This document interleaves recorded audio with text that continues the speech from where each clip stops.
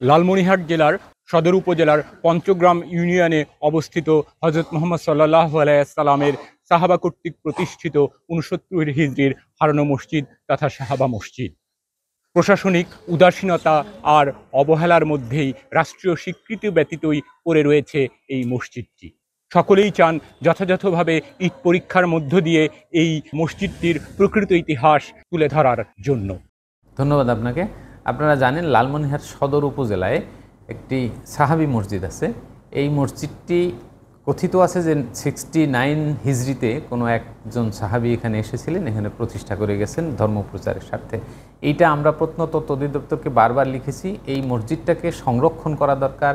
আরও কি করলে এটা বিশ্ব দরবারে এই এত সুন্দর একটা স্থাপনা প্রোটেক্ট করা যায়, এটা সরকারের নিকট আমরা লিখেছি, আশা করি তারা ব্যবস্থা নেবেন। ধন্যবাদ।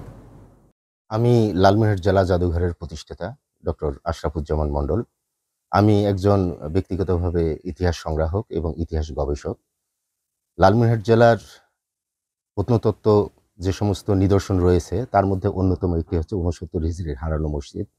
এই মসজিদটি নিয়ে ব্যাপক গবেষণার প্রয়োজন আছে এবং আমি মনে করি যে এই মসজিদের যদি সঠিক ইতিহাসটা বের করা যায়, সঠিকভাবে যদি গবেষণার মাধ্যমে এর তথ্যগুলো উদ্ধার করা যায়, তাহলে আমাদের লালমনিরহাট সহ রংপুর অঞ্চলের মুসলমানদের যে ইতিহাস চর্চার একটা নতুন দিগন্ত উন্মোচিত হবে। হারানো মসজিদ বা সাহাবা মসজিদ এটা ভারতবর্ষের ইসলাম আগমনের ইতিহাসের সাথে ওতপ্রোতভাবে জড়িত।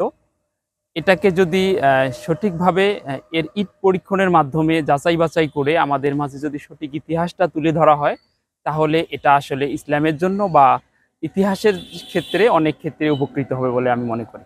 সেক্ষেত্রে সরকারের হস্তক্ষেপ আমি কামনা করছি এবং এটাতে যাতে মাটি পরীক্ষণের মাধ্যমে সঠিকভাবে এর সঠিক তথ্যটুকু আমাদের মাঝে তুলে ধরা হয় এবং ইসলামের জন্য এটা আগামীতে যাতে এখানে একটি ভালো ধরনের কোনো কমপ্লেক্স তৈরি হয়, মানুষ যদি ইসলাম চর্চা করতে পারে, আমাদের এটুকু দাবি থাকবে সরকারের প্রতি।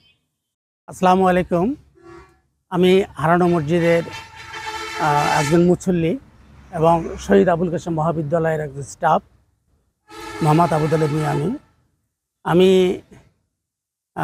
সরকারের কাছে আকুল আবেদন করব যে হারানো মসজিদের যে পুরনো ইটগুলো আছে, এইটাকে এখনও পরীক্ষায় নিয়ে আসা হয়নি। যে রাষ্ট্রীয়ভাবে সরকারিভাবে যদি ইটকে পরীক্ষা করা যেত আর এটাই যদি স্বীকৃতি লাভ করতো যে হ্যাঁ আসলে এটা অত্যন্ত পৌরাণিক ইট, ৬৯ হিজরি সনের ইট, তাহলে আমার মনে হয় ওইটা সরকারিভাবে এটাকে লালন করলে খুব সুন্দর হইতো, ওই মসজিদটা আরও ডেভেলপ হইতো, এলাকাবাসী উপকৃত হইতো।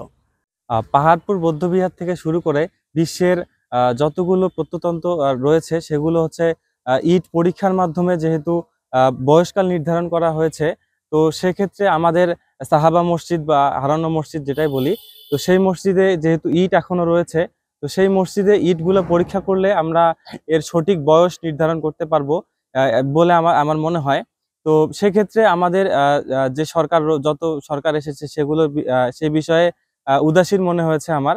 তো আমাদের দেশের বর্তমান সরকারকে হচ্ছে আহ্বান থাকবে যে আমাদের এই যে ইটগুলা রয়েছে সেগুলো পরীক্ষার মাধ্যমে যেন সাহাবা মসজিদের সঠিক বয়সটা নির্ধারণ করার তারা ব্যবস্থা করে আর কি। ৬৯ হিজরির প্রতিষ্ঠিত এই সাহাবা মসজিদটি নিয়ে অনেকটাই উদাসীন প্রত্নতত্ত্ব অধিদপ্তর। প্রত্নতত্ত্বর কেন্দ্রগুলো গবেষণার মধ্য দিয়ে যেভাবে বেরিয়ে এসেছে তার প্রকৃত তৈরির সময়গুলো ঠিক তেমনিভাবেই সাহাবা মসজিদেরও করা যায় ইট পরীক্ষার মধ্য দিয়ে খুব সহজেই। শুধু উদাসীনতা আর গাফিলাতেই কি এই ইতিহাস থেকে আমরা বঞ্চিত হয়ে থাকব? ইনাম ও Shahriar, senior staff reporter, Bangla FM।